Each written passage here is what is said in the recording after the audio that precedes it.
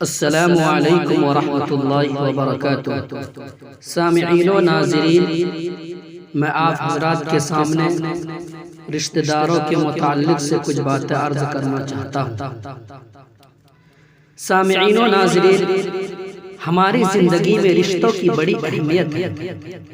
ان کی وجہ سے ہم تنہائی اور اکیلاپن سے بچ جاتے ہیں، اور ان کے ساتھ ہونے کی وجہ سے خوشی اور غمی میں ہمیں آگے بڑھنے اور غموں کے برداشت کرنے کا حوصلہ ملتا ہے۔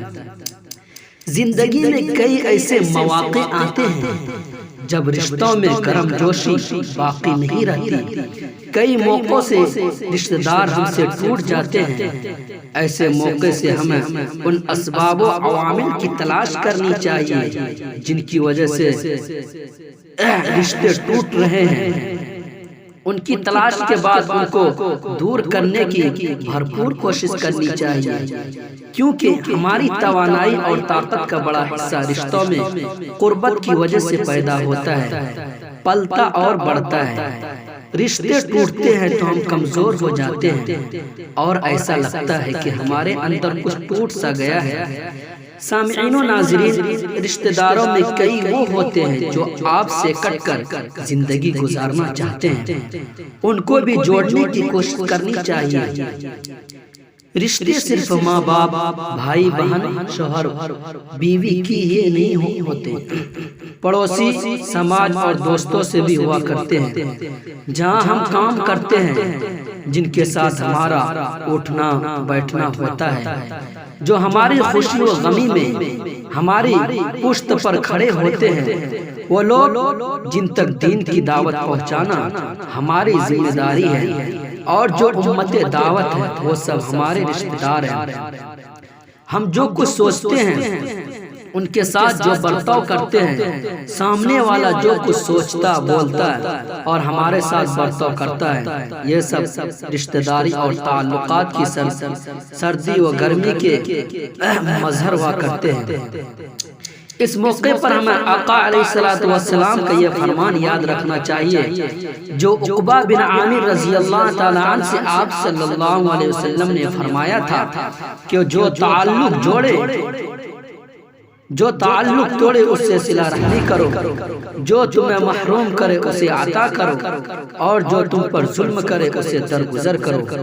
ایک دوسرے موقع سے جناب نبی کریم صلی اللہ علیہ وسلم نے حضرت عقبہ بن عامر رضی اللہ تعالیٰ عنہ کو یہ بھی حکم دیا تھا کہ اپنی زبان کو قابو میں رکھو، تمہارا گھر تمہیں اپنے اندر سنبھالے اور اپنی غلطیوں پر رویا کرو۔ واقعہ یہ ہے کہ حضور اکرم صلی اللہ علیہ وسلم نے حضرت عقبہ بن عامر رضی اللہ تعالی عنہ کو جو نصیحتیں کی ہیں، وہی رشتوں کے احترام کی اساس و بنیاد ہے۔ رشتے صلہ رحمی نہیں کرنے سے ٹوٹتے ہیں، ناجائز طور پر مال و دولت ہڑپ کر لینے اور ظلم و ستم سے ٹوٹتے ہیں۔ اس لیے اگر فریق ثانی تعلق منقطع کرنا چاہتا ہے، واجب حق سے محروم کرنا چاہتا ہے اور ظلم و ستم اس کا شیوا بن گیا ہے، تو بھی انسان کو ایک طرفہ طور پر تعلقات بحال رکھنے کی کوشش کرنی چاہیے۔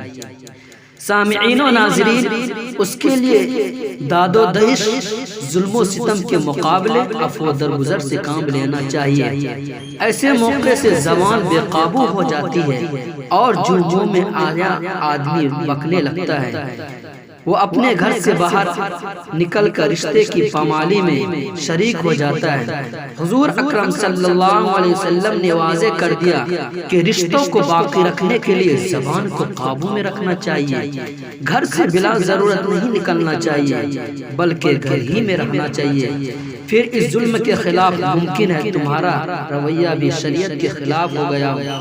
اس لیے اپنی غلطیوں پر ندامت کے آنسو بہاؤ تاکہ حالات درست ہو جائے اور اللہ رب العزت ندامت کے آنسو کو قبول کر لے۔ سامعین و ناظرین، ہم اپنی زندگی کا جائزہ لیں تو معلوم ہوگا کہ ہمارا عمل ان میں سے کسی پر ہے یا نہیں۔ اس لیے خاندان ٹوٹ رہے ہیں اور بھائی سے بھائی اور شوہر سے بیوی کے تعلقات بھی استوار نہیں ہیں، جس کی وجہ سے سماجی طور پر جو نقصانات اٹھانے پڑ رہے ہیں وہ اپنی جگہ ذہنی تناؤ کے ہم جس قدر شکار ہیں اس نے ہماری زندگی کو عذاب بنا رکھا ہے۔ اللہ ہم سب کو اپنی مرضیات اور رسول اکرم صلی اللہ علیہ وسلم کی تعلیمات کے مطابق زندگی گزارنے کا حوصلہ اور جذبہ عطا فرمائے۔